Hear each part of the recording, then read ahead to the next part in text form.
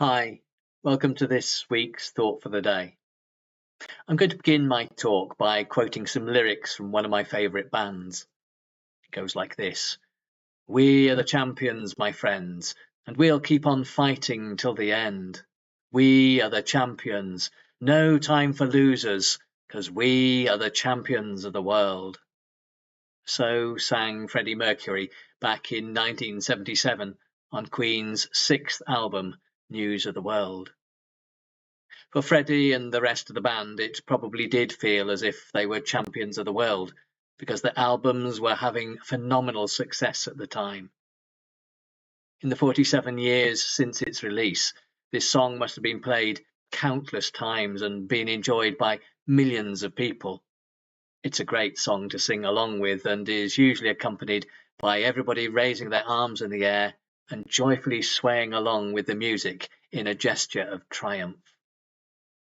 It's a song that talks about facing the challenges before the human race, overcoming them, and enjoying the fruits of success, the fame and fortune and everything that goes with it, as Freddie sings. The song came to mind as I was thinking about the reading from Mark chapter 10, where the disciples James and John, the sons of Zebedee, ask Jesus for the privilege of sitting one on his right and one on his left when he takes his rightful place in glory.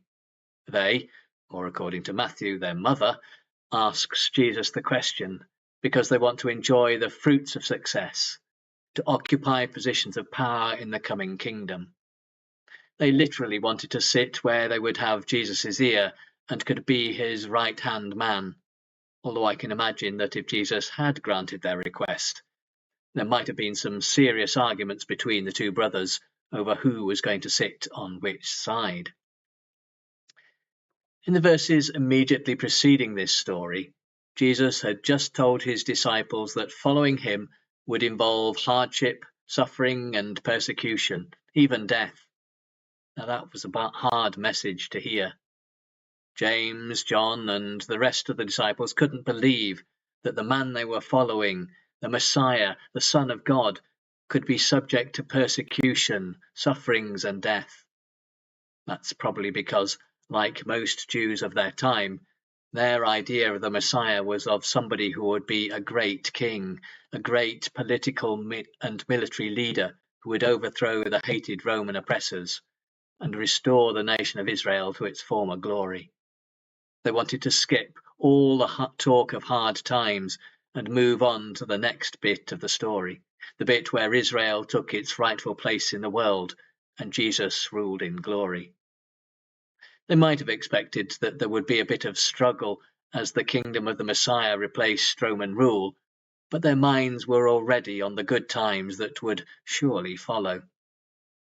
They wanted to know that once the struggles were over, they would have a share in Jesus' glory. Like us, they just simply long to jump straight to the security and joy that we think God is supposed to provide. Jesus must have been so disappointed because, once again, James, John, and all the rest of the disciples for that matter, had completely misunderstood the nature of Jesus' kingdom, what he would have to suffer, or why he was doing it. Jesus therefore answered their questions by saying to them, "You do not know what you're asking. Are you able to drink the cup that I drink, or be baptized with the baptism that I am baptized with?" In other words, Jesus was asking whether they thought they would be able to suffer everything that he knew he was going to have to face. Could they face the treachery, the abandonment, the injustice, the mockery, the beatings, and the violent death that were about to come his way? Could they really live in obedience to God no matter what it cost? Could they lay aside their desire for fame and fortune and everything that goes with it? Could they devote their lives to the service and support of people struggling to find success in this world? Not only to make time for losers, but to make loving care for the disadvantaged the central objective of their lives. That's what Jesus did, And that's what he expects those that follow him to do too. That's why he went on to say, "Whoever wishes to become great among you must be your servant, and whoever wishes to be first among you must be slave of all. For the Son of Man came not to be served, but to serve and give his life a ransom for many." You see, the life of Jesus, and therefore the life of all who aspire to follow him, is about being God's willing servant. It's not about worldly success or what we can get out of it. It's about showing God's love to others, about standing up for justice and mercy, especially for those who have no voice. It's about caring for the rights of widows and orphans, refugees and the homeless, the unemployed and uncared for, the victims and the vulnerable. We are the champions, my friends, champions for those whom the world considers to be losers. Let's keep on fighting to the end.